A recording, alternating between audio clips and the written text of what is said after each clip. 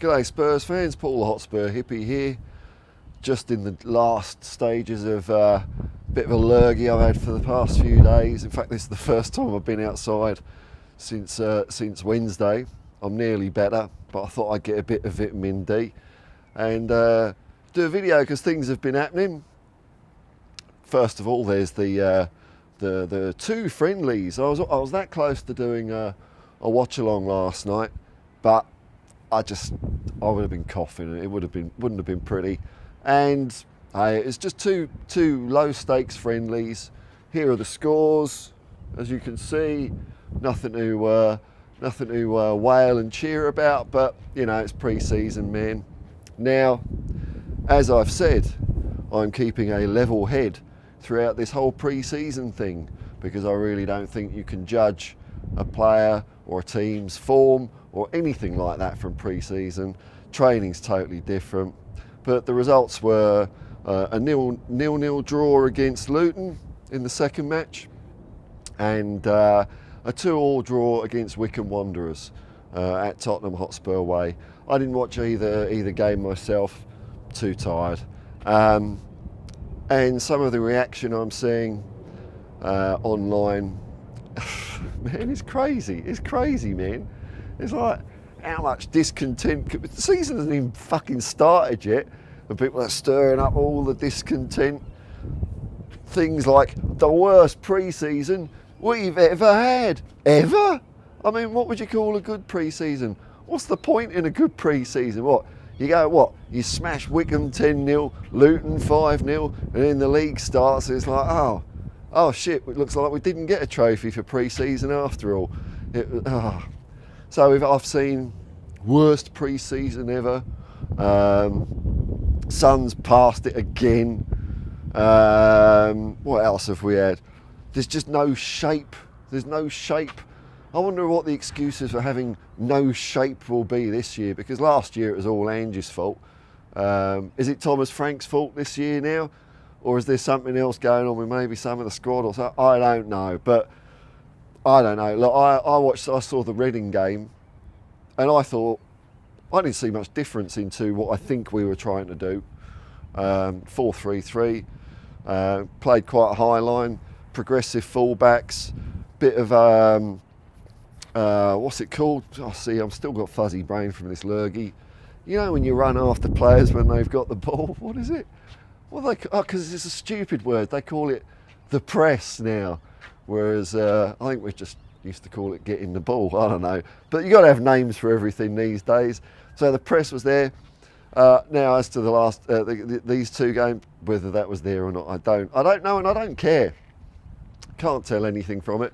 I've also heard ridiculousness like, yeah, the players have been ruined. They've been ruined by Ange last season. Finishing 17th in the league last year has ruined the players. It's got. I cannot countenance such stupidity. That's like ancient history now. It's a new manager. I'm sure he's getting his philosophy over to the players. Ange is not here anymore, so it's ridiculous to blame. It's like when a new government comes in and all the shit that happens, they always blame the old lot, don't they? So that's what some people are doing. Yeah, we're shit because of Ange. No, it's pre-season, man. You can't tell what we're like at the moment.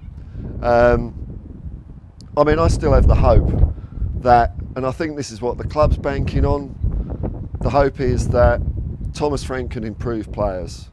And I'm not sure I agree with this, but let's just assume that it's correct. That did Ange actually improve any players last year?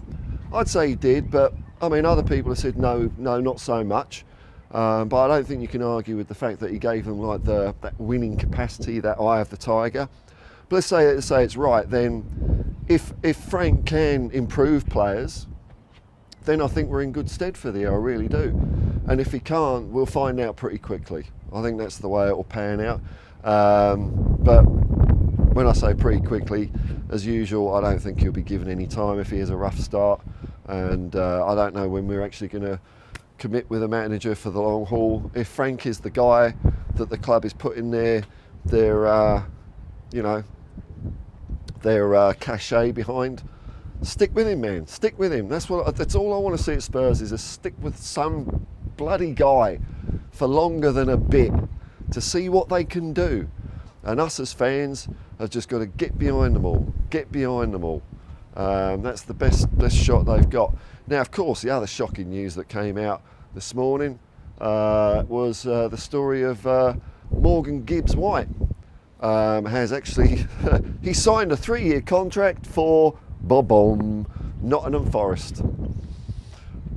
I don't know about all that, man. I'm just wondering, did Gibbs-White do a bit of an Arne Slot on us? Was the whole thing maybe a gambit just to get more money out of Nottingham Forest? I don't know, man. I don't know.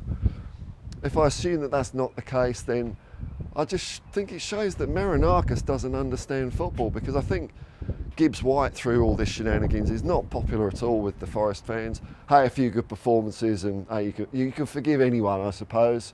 But I think Marinakis, for the sake of money, and they're still going to make a profit out of him, of course, remember, but he sees it as he's saved some money or something like that. He can make more money out of him. But as footballing terms at Nottingham Forest, it could go really wrong for them if there's a bit of a stink in the dressing room now.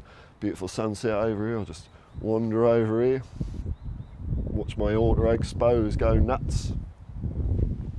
It's not proper sunset, it's going behind a bloody cloud. A number of times that happens, actually. You know, I'll come up here for a nice sunset and I feel a bit robbed when there's a cloud on the horizon. But Gibbs-White, not to be.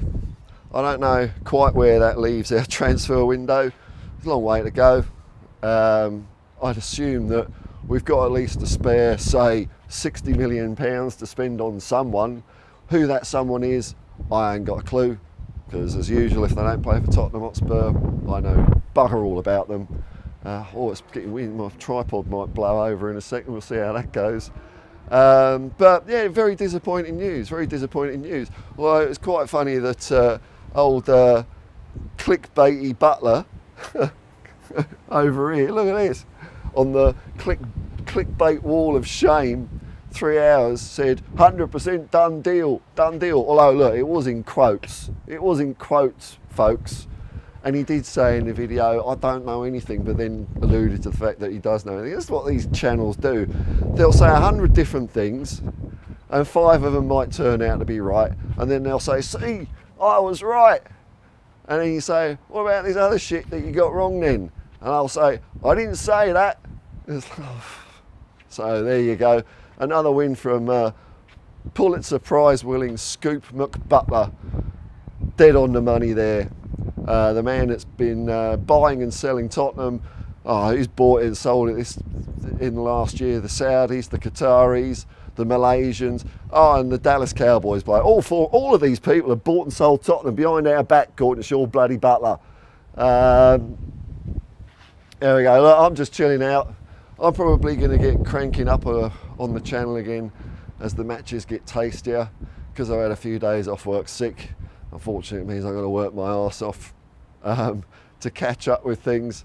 But I will do videos during the day. But if nothing's happening, I don't like doing things for the sake of it. I'd rather recharge my batteries and come into the new season full steam ahead, fully charged and ready to go. And like I've been saying all year last year, back the team or fuck off, folks. If you don't back the team now, what use are you? Especially as it's pre-season. If you're moaning now and getting all our cases now, then what do you bring to the table if you start cheering when we're winning? Fuck all. Absolutely nothing. Useless. The only use is to bring them up when they're struggling, isn't it? Struggling. When they're already winning, they're already there. They've already done it, haven't they? When they're down there, you don't go, you shit, you're rubbish. That's what people are doing already. I think it's bloody madness. Anyway, until next time, folks. Oh, my voice is terrible. Peace and love, man, and come on, you Spurs.